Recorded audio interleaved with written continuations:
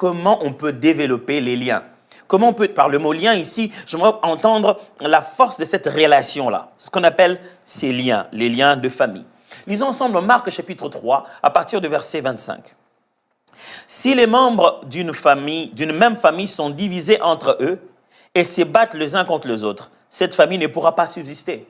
Ça, c'est Jésus en train de pouvoir, il établit un principe spirituel qu'il va enseigner tout à l'heure. Mais je prie juste ici le fait que Jésus insiste sur ce principe-là. Il va l'utiliser autrement, mais il le met dans un contexte de famille. Il dit, dans une même famille, si les membres se battent les uns contre les autres, si les relations sont fragiles, la famille ne peut pas subsister. 1 Timothée chapitre 5, verset 8. Je vais lire la version parole vivante. 1 Timothée chapitre 5, verset 8. Si quelqu'un n'a pas soin des siens, et principalement de ceux de sa famille, il a régné la foi et il est pire qu'un infidèle.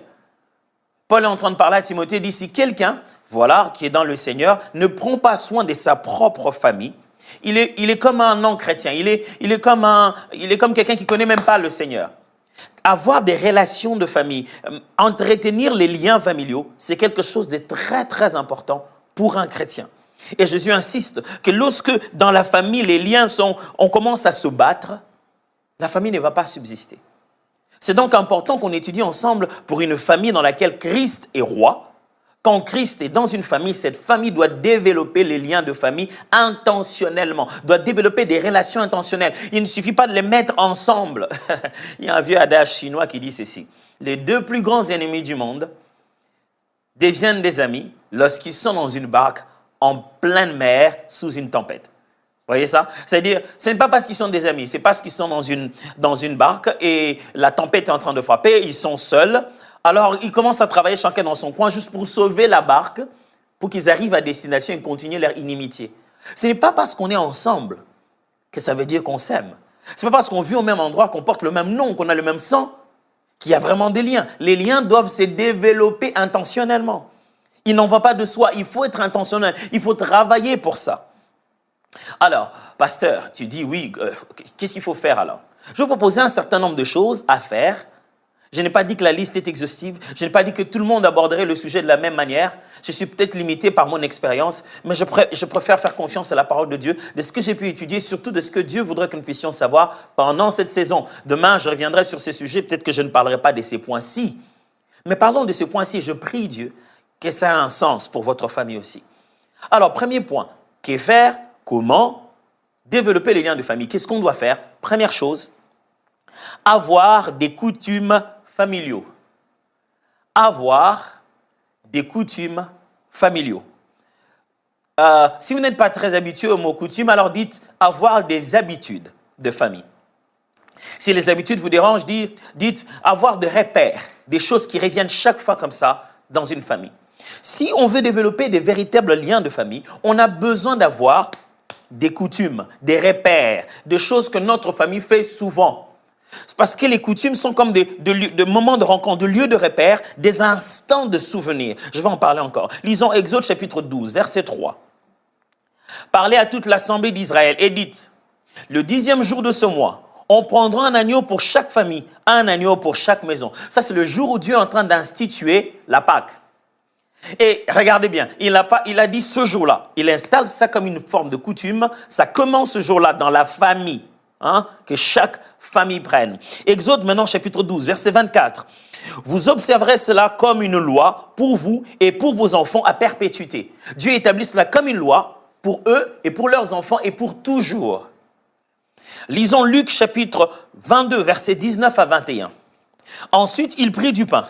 Et après avoir rendu grâce, il les rompit et leur donna en disant, « Ceci est mon corps qui est donné pour vous. Faites ceci en mémoire de moi. » Il prit de même la coupe après le souper et la leur donna en disant, « Cette coupe est la nouvelle alliance en mon sang qui est répandue pour vous. » Ça, c'est le jour où Jésus, à travers ce geste, transforme la Pâque qui était une fête juive, la Pâque qui était, j'allais dire, sa dimension matérielle, prend maintenant une dimension spirituelle. Jésus accomplit la Pâque. Il devient l'agneau pascal. Il est en train de transformer ce geste, cette coutume que le peuple juif avait. Il en donne un sens spirituel, l'intention première de Dieu. C'est depuis Exode que ça a été donné. Au temps de Jésus, ça continue encore. Et je peux vous assurer, par la grâce de Dieu, j'ai eu l'opportunité d'assister à des moments, à des Shabbats dans certaines familles juives et à m'asseoir à la table et manger avec eux, participer à cela. Et j'ai eu quelques opportunités de me rendre à la Terre Sainte. Et jusqu'aujourd'hui, les gens font de leur mieux pour continuer ces habitudes que Dieu a installées dans la famille. J'ai une question à vous poser. Quelles sont vos habitudes de famille? En tant que famille, à quel moment précis? Quelles sont vos routines? Qu'est-ce qui fait qu'en tant que membre de la famille, vous le faites tous ensemble à tout moment? Si vous n'avez pas des routines, vous n'avez pas des coutumes, vous n'avez pas quelque chose vers laquelle tout le monde revient et que c'est une obligation parce qu'on est membre de la famille, vous ne pourrez pas bâtir des liens. Il n'y aurait pas de repères. Surtout nous en Afrique. Je suis obligé de le dire. En Afrique, il y a quelque chose. Et comprenez-moi, vraiment mon intention n'est pas d'entrer dans un débat des rivalités ou un débat post-colonial ou quoi que ce soit. Ce n'est pas ça mon but.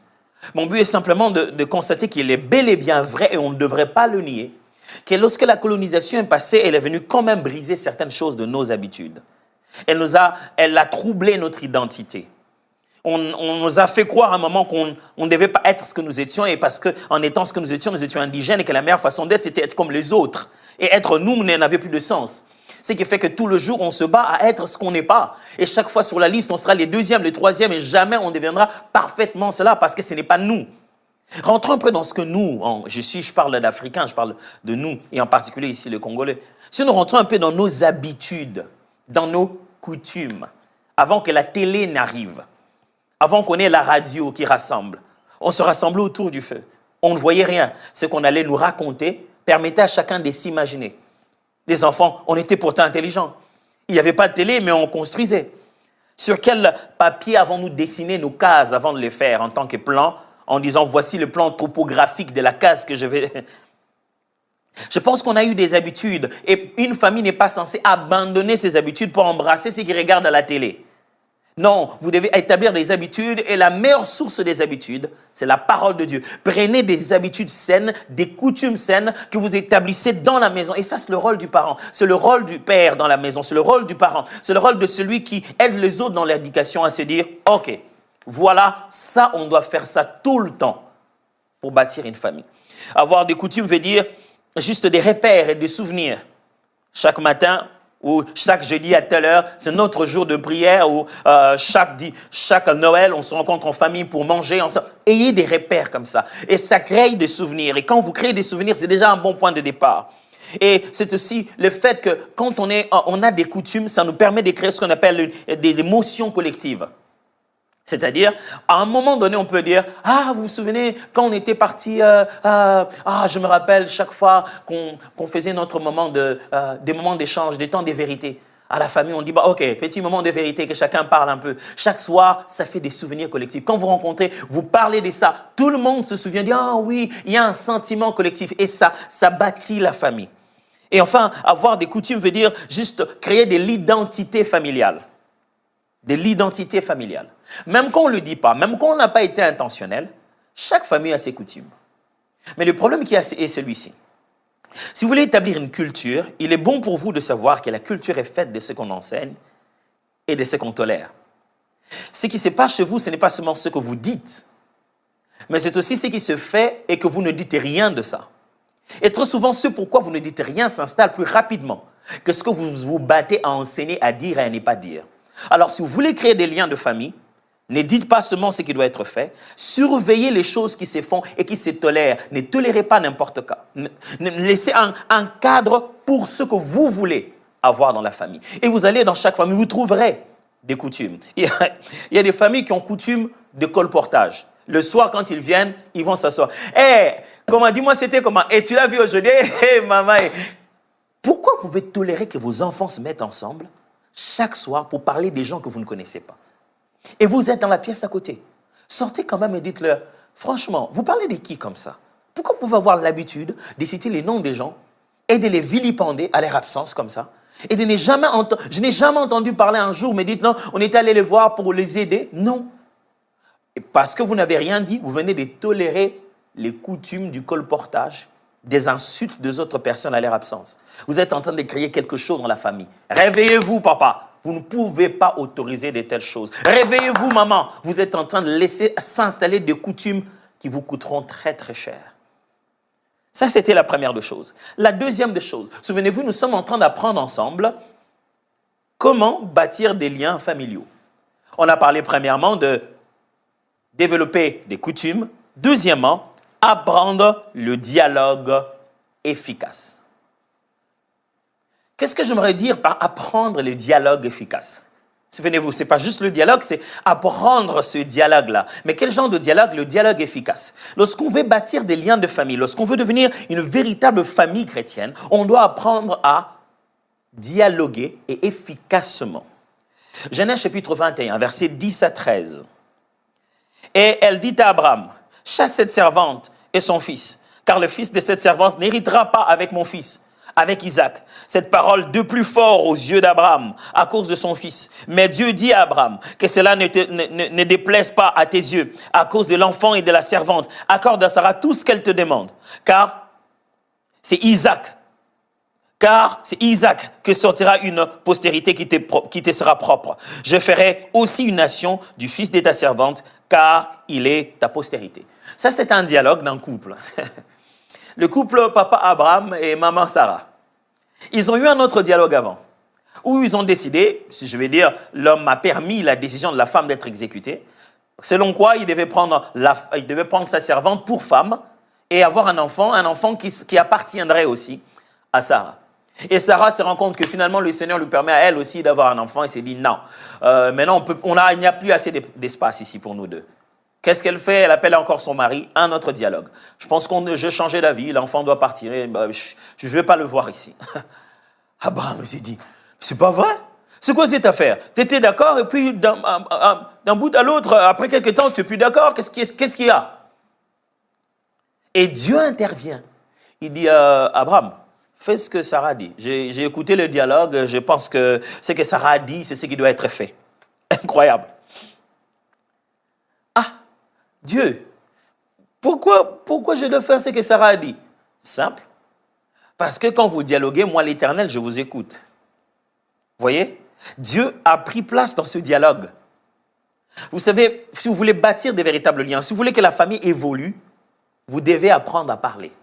Ils ont parlé ensemble pour prendre la décision et quand il fallait la changer, ils ont encore parlé. Ne soyez pas ceux de la famille qui se mettent à bouder dans leur coin. Il faut qu'on vienne vous dire, mais qu'est-ce qu'ils ont tu es bizarre. Il n'y a rien, il n'y a pas de problème.